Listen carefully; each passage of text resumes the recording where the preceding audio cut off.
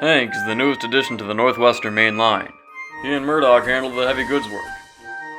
Hank is always good at his job, but sometimes feels left out when he sees the other big engines pulling long passenger trains to places far and beyond.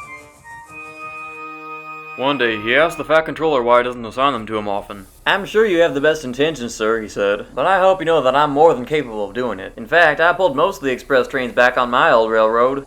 "Well, I think it would only be fair," said the Fat Controller, "for you to have the same opportunities as the other mainline engines. Would you like to take the express tomorrow?" "Oh, sure enough, sir. It'd be a real honor," replied Hank. "All right then, just take every precaution necessary and be gentle with the coaches." "Don't you worry about a thing, sir. Old Hank's got it covered." Next morning, Hank excitedly approached the station and backed down into the coaches. But when his buffers touched the first coach, they all bumped into each other one after the other. "Whoa," thought Hank, "I don't remember that happening before."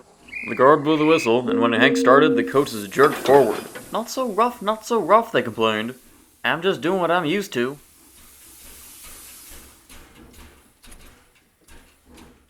He felt better later as he was speeding down the main line. On his way, he passed several engines, including Gordon pulling a goods train. But when Hank stopped at the first station, all the passengers did was complain about how rough and bumpy the ride was.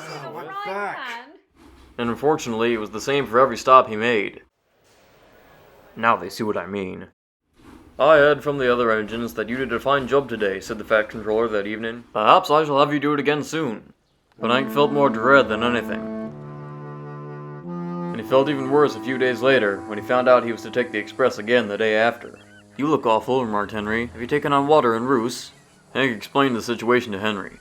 "Those are passengers for you, especially the ones that ride the express. I would try a different set of coaches. They might be less bumpy, and the coastal bypass usually has smoother tracks. They have to be maintenanced often so they don't get washed out in high tide, so you might want to ask to take that route."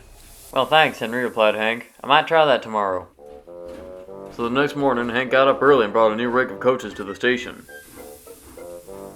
The driver then asked the signalman if they could be switched onto the coastal route. "Have you permission from Sir Topham Hatt?" the signalman asked. "No, but one of the express engines said they've done it before. Plus, the tracks on the main line are not in well shape for the express." The signalman pondered. "Sir Topham Hatt is at Tidmouth at the moment. Let me call and ask." He called the station, but it was placed on hold, and was still on hold when it was time for the express to leave. "That line is clear," he said to the driver. "I see no harm in it." The driver ran back. "We got it," he said. Hank was relieved. But he was puzzled later why he was still on the main line, and was even more confused when he was switched off the main line near Vickerstown. But he pressed on nonetheless. "There looks to be a tight curve in the track up ahead," said the driver. "We better slow down." But it was too late for that. Hank swung around the first bend and his front two wheels came off the track. His driver put the brakes on hard and the whole train came to a grinding halt. "Well, I don't think this was the same line Henry was talking about," said the driver. "Well, this is jolly good," said the fireman. "We are stuck on the edge of a cliff without a telephone in sight."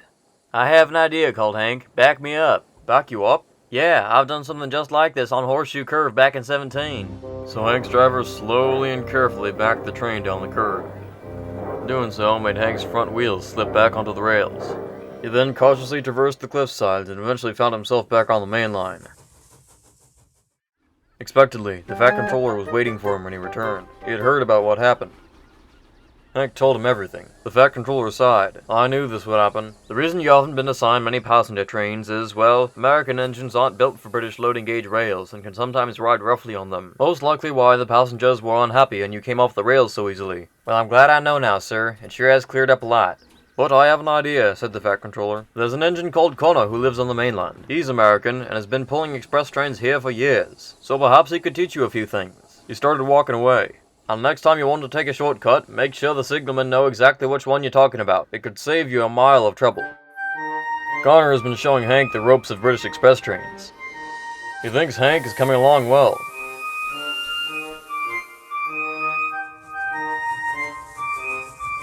And even Gordon might admit he's a bit impressed.